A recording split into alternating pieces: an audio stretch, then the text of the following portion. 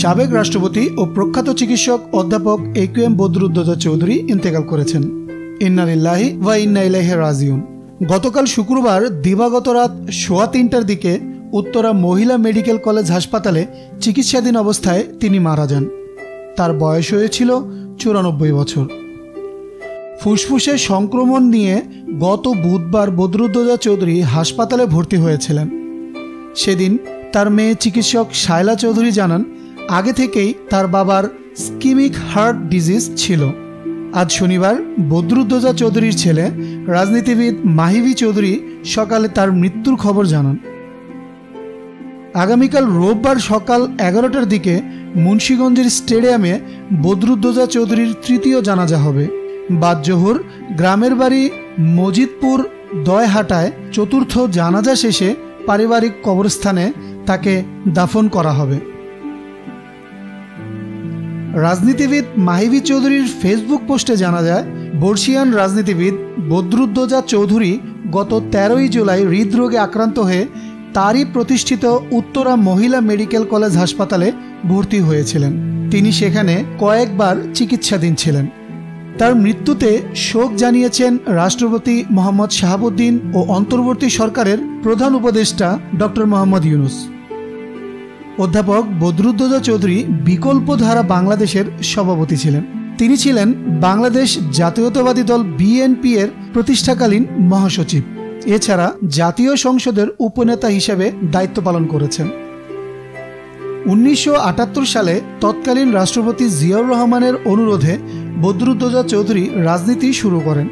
1979 সালে বদরুদ্দোজা চৌধুরী তৎকালীন রাষ্ট্রপতি জিয়াউর রহমানের মন্ত্রিসভায় উপপ্রধানমন্ত্রী ছিলেন।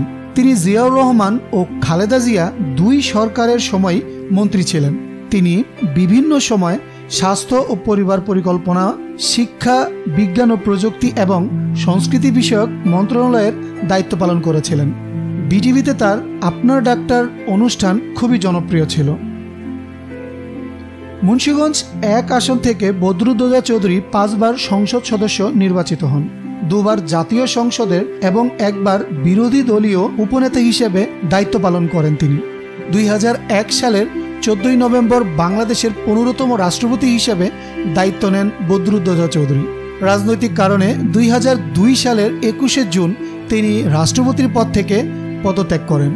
পরে 2004 সালের 8ই মে বদরুদ্দোজা চৌধুরী বিকল্প ধারা বাংলাদেশ নামে একটি রাজনৈতিক দল প্রতিষ্ঠা করেন। তিনি দলটির প্রেসিডেন্টের দায়িত্বে ছিলেন। তার ছেলে মাহিবি চৌধুরী দলের মুখপাত্র ও প্রেসিডিয়াম সদস্য। 1930 সালের 11ই অক্টোবর কুমিল্লা শহরে নানাবাড়িতে জন্মগ্রহণ করেন বদরুদ্দোজা চৌধুরী। তার বাবা আইনজীবী কফিল উদ্দিন চৌধুরী কৃষক প্রজা পার্টির সহসভাপতি ছিলেন, যুক্ত ফ্রন্টের সাধারণ সম্পাদক ও তৎকালীন পূর্ব পাকিস্তানের প্রাদেশিক মন্ত্রিসভার সদস্যও ছিলেন। বদরুদ্দোজা চৌধুরী ছিলেন কৃতি ছাত্র। 1947 সালে ঢাকার স্কুল সেন্ট গ্রেগরি থেকে প্রথম বিভাগে ম্যাট্রিকুলেশন এবং 1949 সালে ঢাকা কলেজ থেকে প্রথম বিভাগে আইএসসি পাশ করেন তিনি। 1954 ও 55 সালে ঢাকা মেডিকেল কলেজ থেকে এমবিবিএস ডিগ্রি লাভ করেন। বদরুদ্দোজা চৌধুরী যুক্তরাজ্যের Royal College of Physicians London, Edinburgh ও গ্লাসগো থেকে নির্বাচিত ফেলো অফ আরসিপি এবং বাংলাদেশের সম্মানিত এফসিপিএস। তার স্ত্রীর নাম হাসিনা ওয়ার্দা চৌধুরী। তিনি 2 মেয়ে এবং 1 ছেলের জনক।